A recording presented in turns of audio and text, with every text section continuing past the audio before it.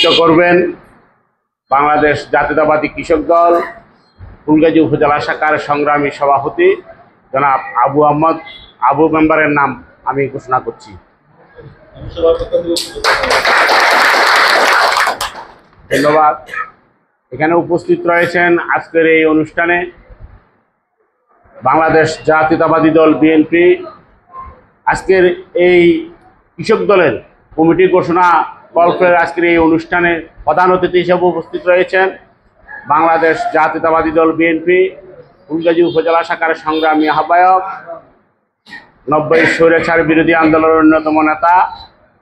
সাবেক সফল ছাত্র নেতা যুব নেতা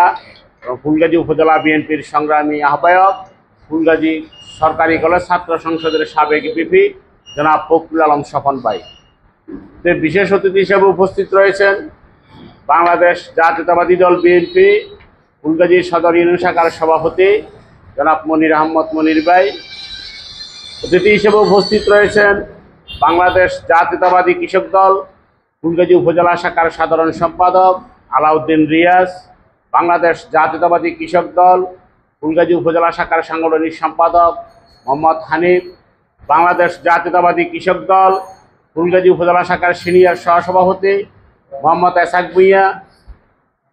বাংলাদেশ জাতীয়তাবাদী কৃষক দল ফুলগাজী উপজেলা শাখার যুগ্ম সাধারণ সম্পাদক নুরুল আমিন নূর মোহাম্মদ, বাংলাদেশ জাতীয়তাবাদী শ্রমিক দল